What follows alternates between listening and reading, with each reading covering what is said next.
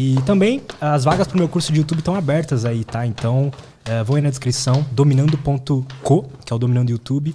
E lá eu ensino tudo que eu fiz para poder hoje viver do que eu amo aqui, conversando com pessoas fodas, pessoas que eu admiro. E vão lá. Então, se você se identifica, assim, você acha que, assim como eu, você não se encaixa nos padrões do sistema de ir pra faculdade e seguir aquele passo a passo, tenta o YouTube. Quem sabe você, com seu hobby aí, você consegue ganhar uma grana, tá bom? O link aí tá na descrição. Sem mais enrolação, vamos nessa. Cara, o YouTube, como é que é a tua visão do YouTube pro futuro, meu? Porque depois que eu vi que transmitiram a Copa do Mundo no YouTube, eu falei, puta merda, velho. Isso daqui é o futuro da internet.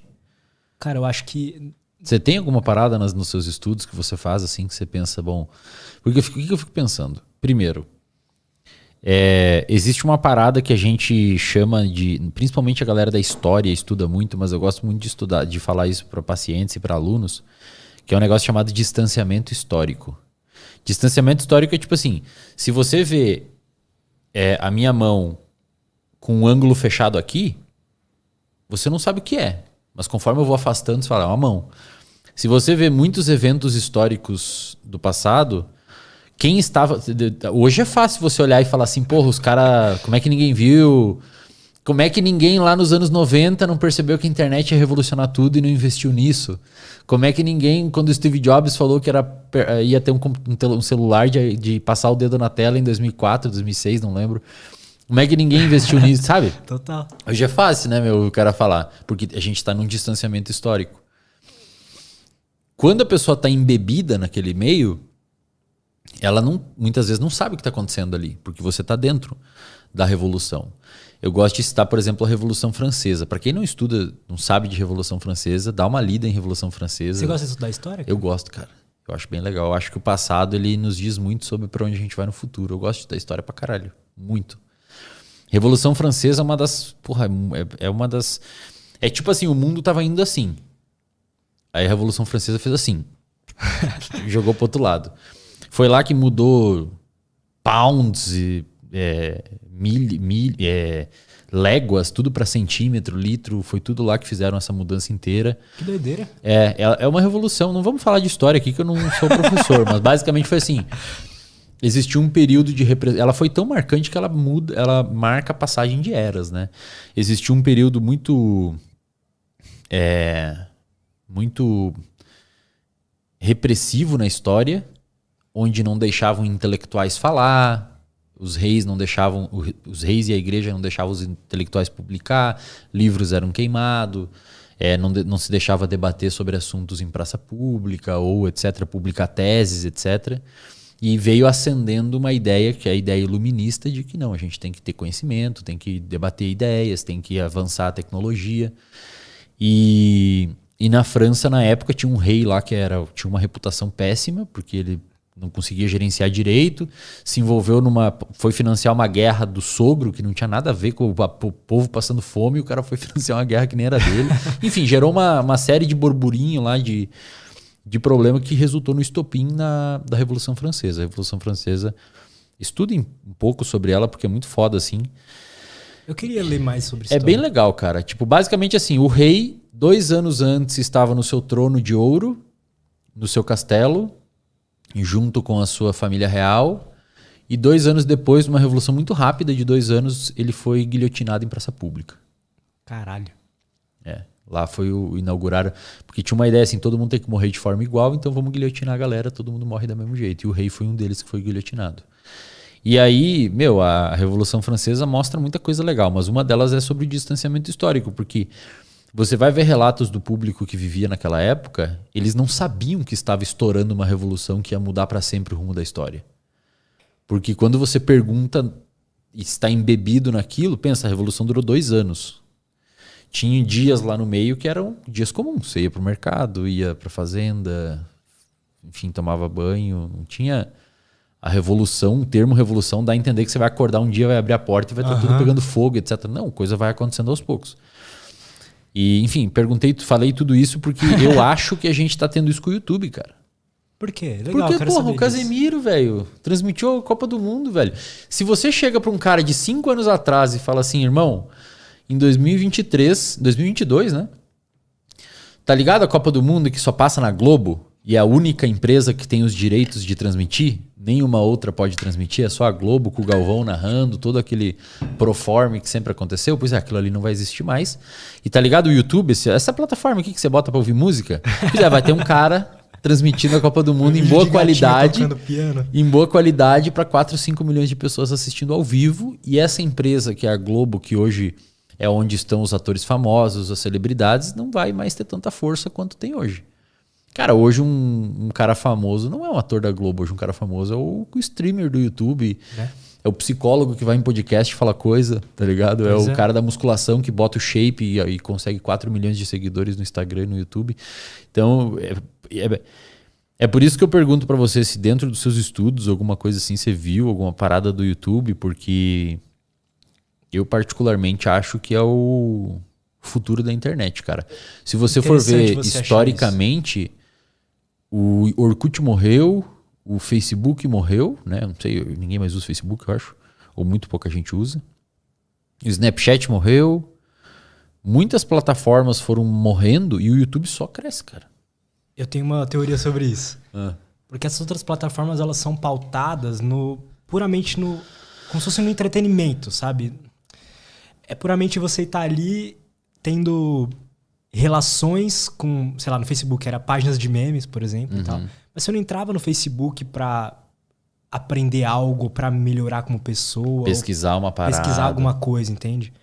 Tem gente que usa o Facebook e o Instagram pra pesquisar, tipo, coisas assim, sei lá, um médico, alguma coisa do tipo. Mas se você quer aprender alguma coisa, se você quer consumir um conteúdo realmente profundo, não tem outro lugar possível que seja de graça, assim, do jeito que o YouTube é, sabe? Então, se você pensar no YouTube como se fosse uma biblioteca de livros mesmo, é basicamente isso, né? Você tá lá, uma biblioteca de vídeos, e você, dependendo do acesso que você tem, então se o cara sabe falar inglês, então ele tem acesso a uma biblioteca muito mais foda. Esse dia eu falei no story pra galera, eu falei, você não precisa saber inglês, velho, só dá um jeito de entender, cara.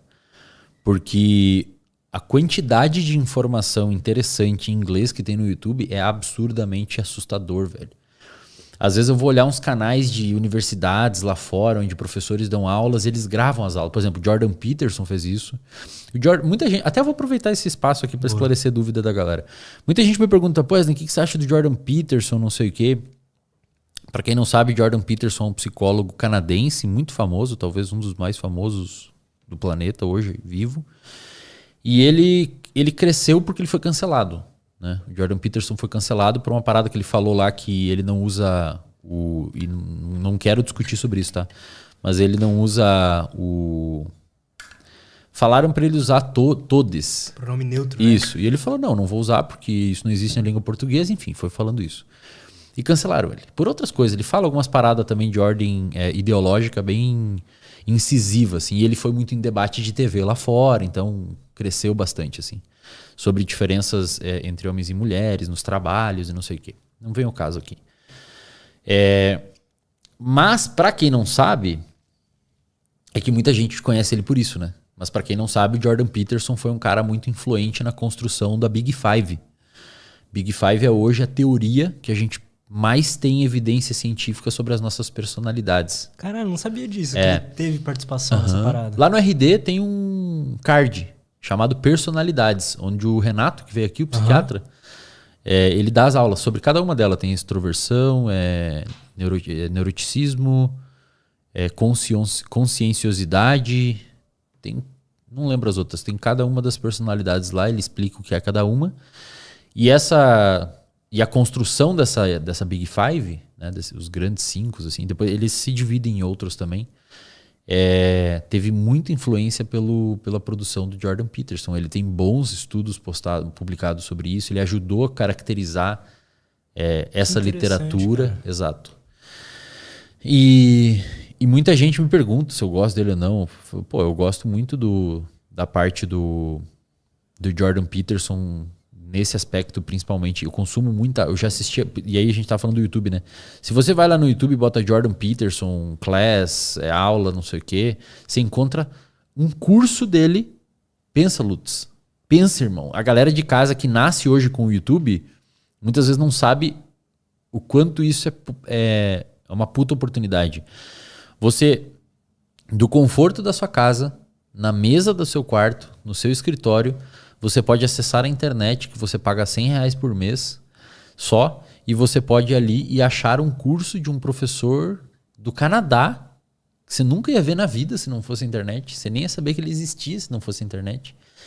E você tem acesso gratuitamente a todo o curso dele sobre personalidade, cara. No YouTube. Isso é sensacional, cara. O próprio Sapolsky tem também. Sapolsky tem todo o curso dele. Esses dias eu entrei lá no...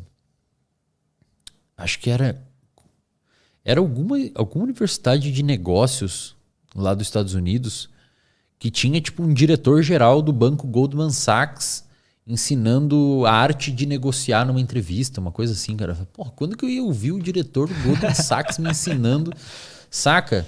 E às vezes, como é de graça e tal, a galera pode não valorizar muito, sabe? Cara, mas eu acho que isso tem também um problema da galera não saber inglês, talvez. E mesmo as pessoas que sabem, que eu conheço pessoas assim, elas nunca pensaram em consumir conteúdo gringo, sabe? Pode ser. Até pessoas que entendem inglês, tipo, elas não consomem conteúdo gringo. Sendo que eu vi que você tava curtindo os podcasts lá do Lex Fridman eu e tal. Eu assisto demais eles, cara. Eu demais. Acho sensacional, eu assim. Assisto demais.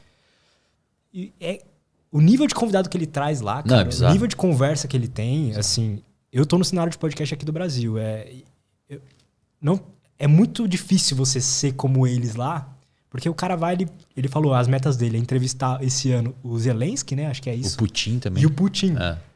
Olha o tipo de movimento que esse cara tá fazendo. Imagina isso daqui 100 anos, ele com essas entrevistas lá no YouTube, sabe? Isso e ele tem... Porra, ele tem podcast pra caramba também, né? O Lex, uns 1000, talvez? Não, acho que ele tem uns 400, talvez. Eu acho que sim. Ele começou Quem que tem? O Joe Rogan. O Joe Rogan tá com 1.900, o Joe Rogan tem bastante. Ele já faz desde 2009. Caralho, hein, cara? Ele já faz desde 2009. E o Lex começou, ele é professor universitário também, né? Ele começou com podcast professor de inteligência artificial. Né? Do MIT. Sim. E ele é estranho pra caralho, né? Ele é esquisito, Ele né? é muito esquisito. Porra, o cara botou as metas lá, um livro por semana, escrever não sei quantas linhas de código, comer um cookie. A meta do ano dele é comer um cookie também. Ele é muito esquisito, cara. E ele... Esses caras todos, assim, a gente tem acesso a esses caras a um clique, né? E... Eu acho isso muito foda, cara. Assistindo as aulas do RD, eu sempre vejo você falando, cara, se vira, sabe? E realmente, cara, o YouTube, hoje a legenda automática do YouTube, ela cara, funciona. Dá um jeito, velho. Bota a legenda automática. O cara talvez vai falar telefone e vai sair cell phone. Talvez ele vai falar, sei lá, mesa e vai traduzir pra misa. Mas você entende o que ele tá querendo dizer. Se vira, entendeu? Não